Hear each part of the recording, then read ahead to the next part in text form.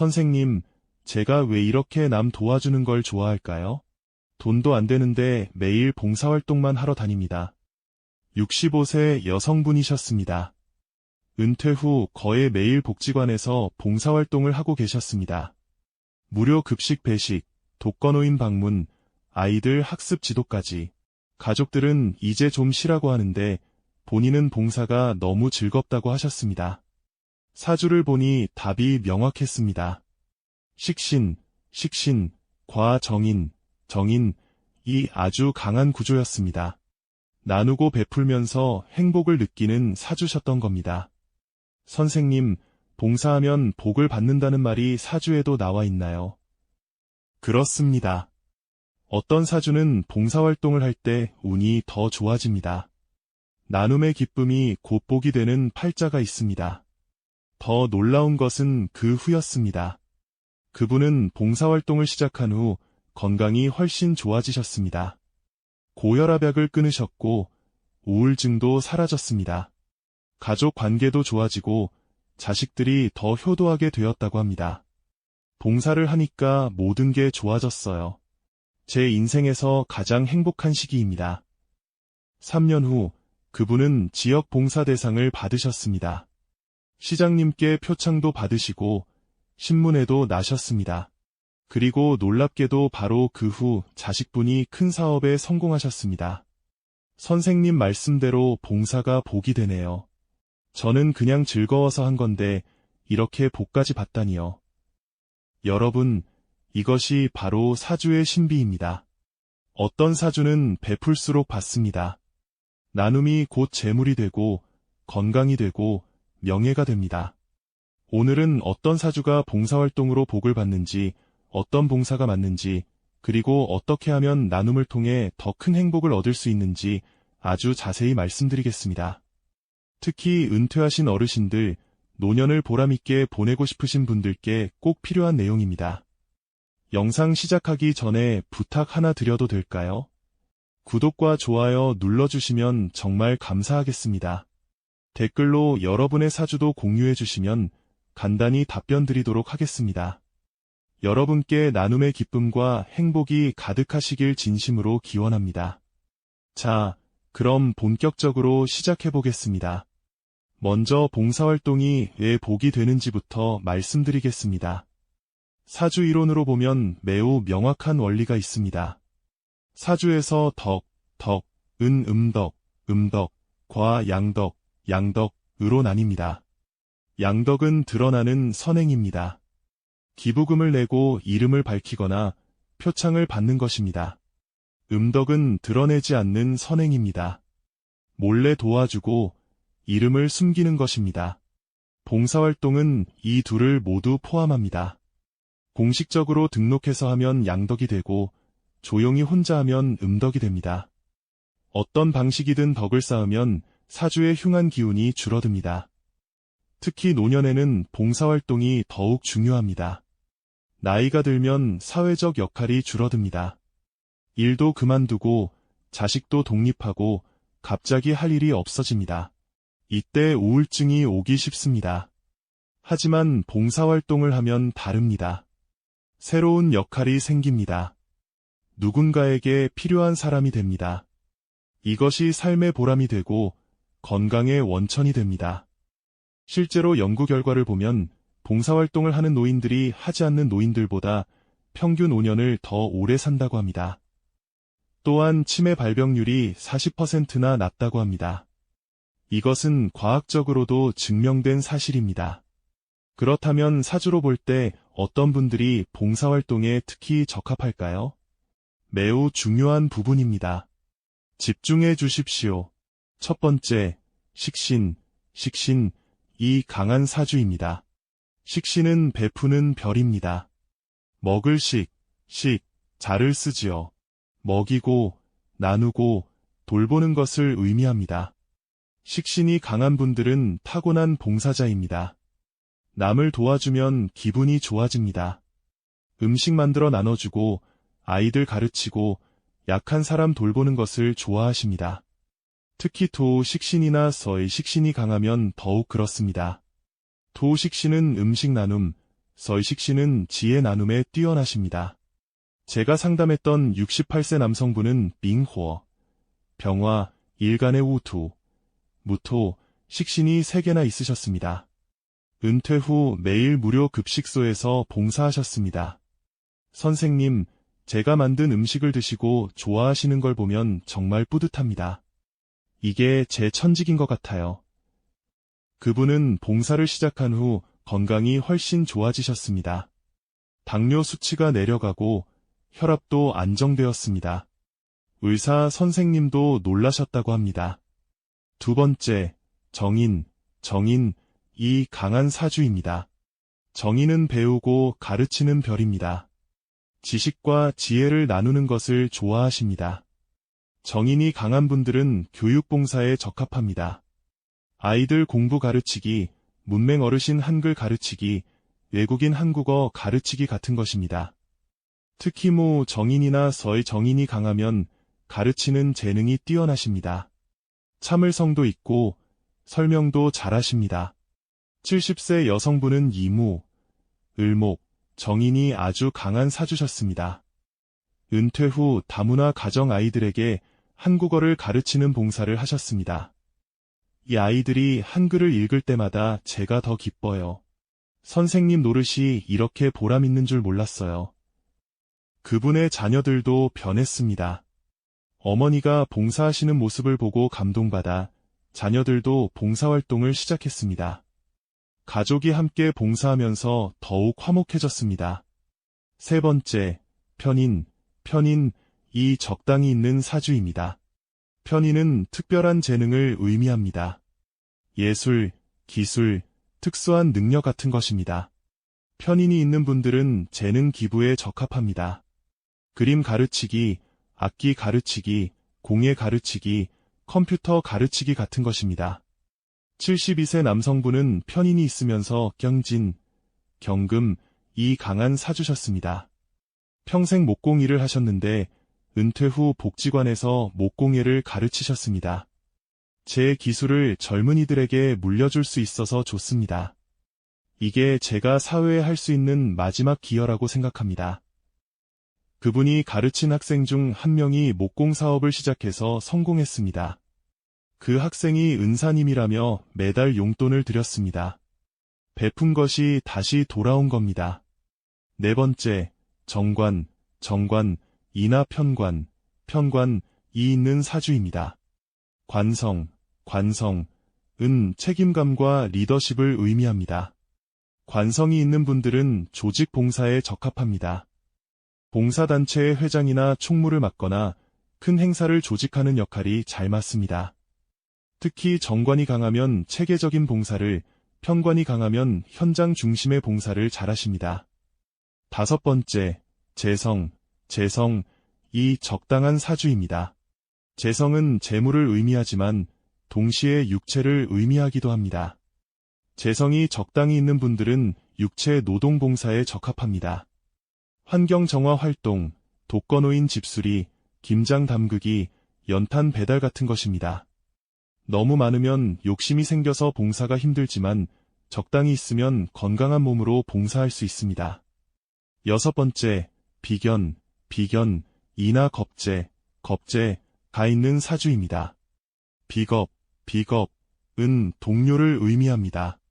비겁이 있는 분들은 팀 봉사에 적합합니다.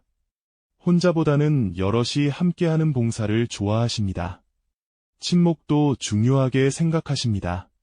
등산로 정비, 해변 정화, 집단 급식 같은 여러 사람이 함께하는 봉사가 잘 맞습니다. 일곱 번째, 상관, 이 적절히 조절된 사주입니다. 상관은 표현과 창의력을 의미합니다.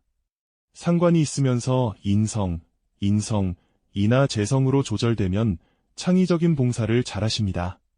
문화공연 봉사, 병원 음악 봉사, 벽화 그리기 같은 것입니다. 그런데 말입니다. 여기서 정말 중요한 사실이 있습니다. 사주에 봉사 기운이 없다고 해서 봉사를 못하는 것은 아닙니다. 누구나 봉사할 수 있고 봉사하면 복을 받습니다. 다만 사주에 따라 잘 맞는 봉사 종류가 다르고 받는 복의 형태가 다를 뿐입니다. 그렇다면 어떤 봉사가 어떤 복을 가져올까요? 이것도 사주에 따라 다릅니다. 식신이 강한 분이 음식 봉사를 하면 건강운이 좋아집니다. 식신은 건강을 의미하기 때문입니다.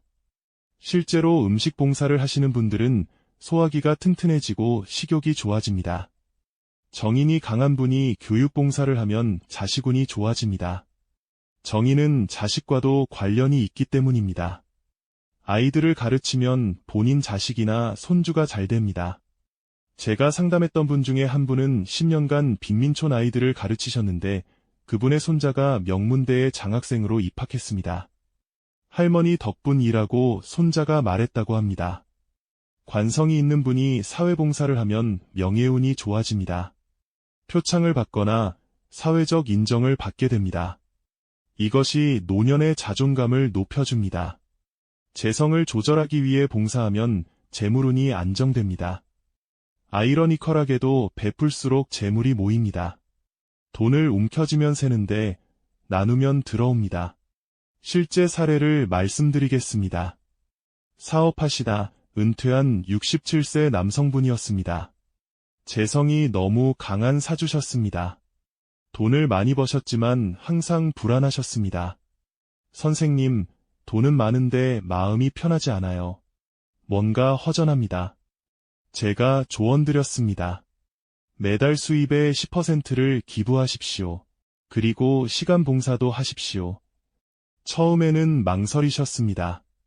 평생 모으기만 했지 베풀어 본 적이 없으셨습니다. 하지만 용기를 내서 시작하셨습니다. 놀라운 일이 일어났습니다. 기부를 시작한 후 오히려 재물이 더 들어왔습니다. 예상치 못한 곳에서 수입이 생겼습니다. 부동산 가치도 올랐습니다. 베풀수록 더 받네요. 이게 정말 신기합니다. 더 놀라운 것은 마음이 편해지셨다는 겁니다. 평생 불안하던 것이 사라졌습니다. 잠도 잘 오고 가족과도 화목해졌습니다. 이제 구체적으로 어떤 봉사를 어떻게 하면 좋은지 말씀드리겠습니다. 첫 번째, 식사 봉사입니다. 무료 급식소나 복지관에서 식사를 만들거나 배식하는 봉사입니다. 식신이 강한 분들에게 최고의 봉사입니다. 음식을 만들고 나누는 것이 곧 덕을 쌓는 것입니다. 특히 토우나 호어가 강한 사주에 잘 맞습니다. 아침 일찍 일어나서 재료를 다듬고 음식을 만들고 어르신들께 대접하는 일입니다. 힘들지만 보람이 큽니다. 실제로 이 봉사를 하시는 분들은 건강이 좋아집니다. 매일 움직이고 땀 흘리니 운동이 됩니다. 또한 감사하다는 말을 들으니 마음도 따뜻해집니다. 두 번째, 학습 봉사입니다. 아이들이나 성인에게 공부를 가르치는 봉사입니다. 정인이 강한 분들에게 잘 맞습니다. 특히 평생 교사나 교수를 하신 분들은 은퇴 후에도 이 재능을 살릴 수 있습니다. 요즘은 다문화 가정 아이들, 탈북 청소년, 저소득층 아이들을 위한 학습 봉사가 많습니다. 또한 문맹 어르신들을 위한 한글 교실도 있습니다. 일주일에 2대 3번 2시간씩 가르치시면 됩니다. 부담스럽지 않으면서도 큰 도움이 됩니다. 한 분은 수학 선생님을 하시다 은퇴하셨는데 저소득층 중학생들에게 수학을 가르치셨습니다. 그 학생들 중 한 명이 대학에 합격해서 찾아왔습니다. 선생님 덕분에 제 인생이 바뀌었어요. 그 말 한마디에 모든 수고가 보상받는다고 하셨습니다. 세 번째, 방문 봉사입니다. 독거노인이나 장애인 가정을 방문하는 봉사입니다. 비견이나 정인이 있는 분들에게 잘 맞습니다. 사람을 좋아하고 이야기 나누는 것을 즐기시는 분들입니다. 일주일에 한 번 정도 방문해서 말벗이 되어드립니다. 청소를 도와드리거나 장을 받아드리거나 병원에 모시고 가기도 합니다. 외로운 어르신들에게는 이런 방문이 큰 위로가 됩니다. 일주일 내내 이 날만 기다리신다고 합니다. 봉사자분도 보람을 느낍니다. 제가 오히려 더 많이 배웁니다. 인생 선배님들의 지혜를 듣는 게 너무 좋아요. 네 번째, 환경봉사입니다. 공원 청소, 등산로 정비, 해변 정화 같은 봉사입니다. 모이나 도가 강한 분들에게 잘 맞습니다. 자연을 좋아하시고 몸을 움직이는 것을 즐기시는 분들입니다. 주말 아침 일찍 모여서 함께 청소하고 정비합니다. 운동도 되고, 봉사도 되고, 친목도 됩니다. 일석삼조입니다. 한 분은 매주 토요일 아침 등산로 정비 봉사를 하셨는데 10년을 하셨습니다. 그 공로를 인정받아 환경부 장관상을 받으셨습니다. 제가 좋아서 한 건데 상까지 받다니 영광입니다. 5번째, 유료 봉사입니다. 병원이나 요양원에서 환자를 돕는 봉사입니다. 서이나 찐이 강한 분들에게 잘 맞습니다. 특히 간호사나 유료 종사자였던 분들은 전문성을 살릴 수 있습니다. 환자 이동을 돕거나 식사를 돕거나 말벗이 되어드립니다. 병원은 항상 인력이 부족하니 봉사자가 큰 도움이 됩니다. 이 봉사를 하시는 분들은 건강에 대한 경각심이 높아집니다. 저렇게 되지 않으려면 지금부터 건강관리를 해야겠다는 생각이 듭니다. 6번째, 재능 기부입니다. 본인의 특기를 나누는 봉사입니다. 편인이 있는 분들에게 딱 맞습니다. 그림, 서예, 악기, 춤, 노래, 공예, 요리, 무엇이든 좋습니다. 복지관이나 경로당에서 어르신들을 가르치거나 아이들을 가르칩니다. 배우는 사람도 좋고 가르치는 사람도 즐겁습니다. 한 분은 평생 서예를 하셨는데 경로당에서 어르신들에게 붓글씨를 가르치셨습니다. 처음에는 늙어서 무슨 글씨냐고 하시던 어르신들이 1년 후에는 작품 전시회까지 하셨습니다. 제 인생에 이렇게 보람있는 일이 또 있을까요? 7번째, 상담 봉사입니다. 고민 상담, 진로 상담, 법률 상담 같은 봉사입니다. 정인이나 식신이 강한 분들에게 잘 맞습니다. 들어주고 조언하는 것을 좋아하십니다. 평생의 경험과 지혜를 젊은이들에게 전해줄 수 있습니다. 청소년 상담, 취업 상담, 창업 상담 등이 있습니다. 전직 변호사나 회계사, 사업가분들이 무료 상담 봉사를 많이 하십니다. 전문 지식을 나누는 것입니다. 8번째, 재해 구호 봉사입니다. 수해나 화재 현장에서 돕는 봉사입니다. 편관이나 비견이 강한 분들에게 잘 맞습니다. 위급한 상황에서 빠르게 대처하고 힘든 일도 마다하지 않습니다. 다만 나이와 체력을 고려하셔야 합니다. 너무 위험하거나 힘든 일은 피하시고 본인이 할 수 있는 범위 내에서 하십시오. 그렇다면 봉사는 언제 시작하는 것이 좋을까요? 사주로 볼 때 길한 시기가 있습니다. 첫 번째, 인성 대운, 이 올 때입니다. 인성은 배우고 베푸는 별입니다. 이 시기에 봉사를 시작하면 큰 보람을 느낍니다. 특히 정인 대운은 최고입니다.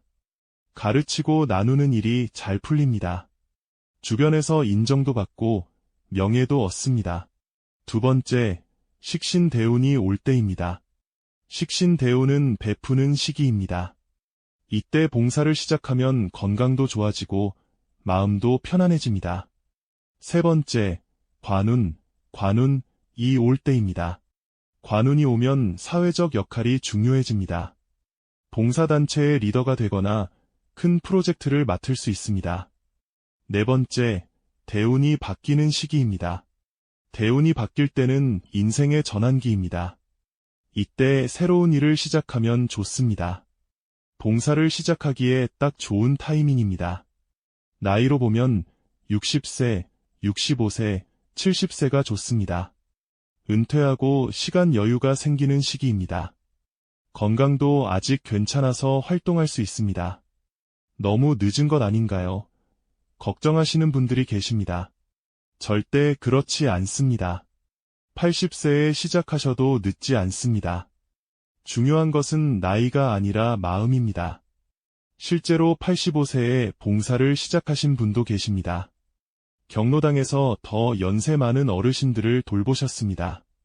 나보다 더 어려운 분들을 도와야지 라고 하셨습니다. 그분은 90세가 넘도록 건강하게 봉사를 계속하셨습니다. 의사 선생님도 봉사 덕분에 건강하신 것 같다고 하셨습니다. 이제 봉사할 때 주의할 점을 말씀드리겠습니다. 이것도 매우 중요합니다. 첫째, 무리하지 마십시오. 봉사는 의무가 아닙니다. 즐겁게 할 수 있는 범위 내에서 하십시오. 몸이 힘들면 쉬십시오. 특히 나이가 있으신 분들은 건강이 우선입니다. 봉사하다가 다치시거나 병이 나시면 안 됩니다. 둘째, 대가를 바라지 마십시오. 봉사는 베푸는 것입니다. 내가 이렇게 했는데 왜 고맙다는 말도 없나 하시면 안 됩니다. 베풀음 자체가 기쁨이 되어야 합니다. 그래야 진정한 봉사입니다. 셋째, 비교하지 마십시오. 저 사람은 더 많이 하는데 나는 이것밖에 못한다. 하지 마십시오. 조금이라도 하시는 것이 대단한 겁니다. 자신의 페이스대로 하십시오. 넷째, 겸손하십시오. 내가 봉사해준다는 태도는 안 됩니다. 함께 나누는 것이라는 마음가짐이 중요합니다. 도움을 받는 분들도 자존심이 있습니다. 위에서 베푼다는 태도는 상처를 줄 수 있습니다. 다섯째, 지속하십시오. 한두 번 하고 그만두지 마십시오. 꾸준히 하는 것이 중요합니다. 일주일에 한 번, 한 달에 두 번, 본인이 할 수 있는 범위에서 정기적으로 하십시오. 그것이 더 큰 도움이 됩니다. 여섯째, 즐기십시오. 봉사를 의무처럼 하지 마시고 즐거움으로 하십시오. 새로운 사람들을 만나고 새로운 경험을 하고 새로운 것을 배우는 기회입니다. 즐기면서 하십시오. 이제 봉사로 받은 복에 대한 실제 사례들을 더 말씀드리겠습니다. 한 분은 10년간 장애 아동 학습 봉사를 하셨습니다. 그런데 그분의 손자가 교통사고를 당했습니다. 큰 사고였는데 기적적으로 가벼운 부상만 입고 무사했습니다. 의사 선생님도 이 정도 사고에서 이렇게 가볍게 다친 것은 행운이라고 했습니다. 그분은 봉사한 덕분이라고 믿으셨습니다. 또 다른 분은 5년간 무료 급식 봉사를 하셨습니다. 그런데 사업하던 아들이 큰 거래처를 잃어서 파산 위기에 몰렸습니다. 그때 뜻밖의 새로운 거래처가 나타나서 위기를 넘겼습니다. 어머니가 쌓은 덕분에 우리 가족이 무사한 것 같습니다. 또 한 분은 혼자 사시는 어르신들을 15년간 방문했습니다. 그분 본인도 나이가 드셔서 80세가 넘으셨는데 여전히 건강하십니다. 제가 남을 돌보니까 하늘이 저를 돌봐주시는 것 같아요. 병원에도 안 가시고 약도 안 드시고 정정하게 사십니다. 봉사가 최고의 건강 비결이라고 하십니다. 이제 사주별 맞춤 봉사법을 정리해 드리겠습니다. 갑목, 이무, 을목, 일간은 교육봉사나 환경봉사가 좋습니다.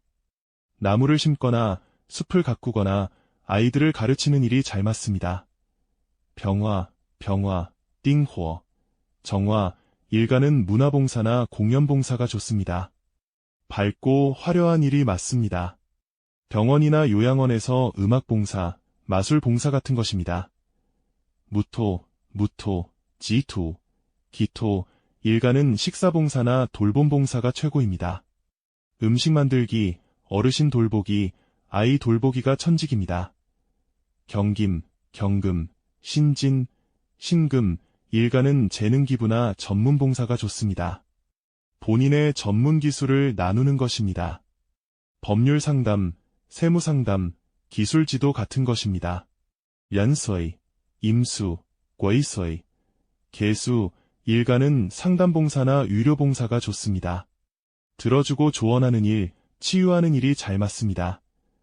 마지막으로 봉사의 진정한 의미를 말씀드리겠습니다. 봉사는 남을 돕는 것이지만 실은 나를 돕는 것입니다. 베풀면서 내가 채워집니다. 나누면서 내가 풍요로워집니다. 노년은 인생의 마지막 장이 아닙니다. 새로운 시작입니다. 이제까지는 받는 삶을 살았다면 이제는 주는 삶을 살 때입니다. 주는 삶이 더 행복합니다. 주는 삶이 더 건강합니다. 주는 삶이 더 의미 있습니다. 여러분, 오늘부터 시작하십시오. 작은 것부터 시작하십시오. 일주일에 1시간, 한 달에 한 번, 그것으로 충분합니다. 여러분의 미소 하나가, 여러분의 시간 한 시간이 누군가에게는 큰 위로가 됩니다. 큰 희망이 됩니다. 그리고 그것이 여러분에게 복으로 돌아옵니다. 건강으로 돌아오고, 행복으로 돌아오고, 장수로 돌아옵니다. 사주에 복이 부족해도 괜찮습니다. 봉사로 복을 만들 수 있습니다. 타고난 팔자를 바꿀 수는 없지만 살아가는 운명은 바꿀 수 있습니다. 여러분 모두 나눔의 기쁨을 누리시기 바랍니다. 베푸는 삶을 사시기 바랍니다. 그것이 가장 아름다운 노년입니다. 여러분의 노년의 보람과 기쁨이 가득하기를 진심으로 기원합니다. 건강하시고 행복하십시오. 오늘 영상이 도움이 되셨다면 구독과 좋아요 부탁드립니다. 댓글로 여러분의 봉사 경험도 공유해 주시면 감사하겠습니다. 다음 영상에서 더 좋은 내용으로 찾아뵙겠습니다. 감사합니다.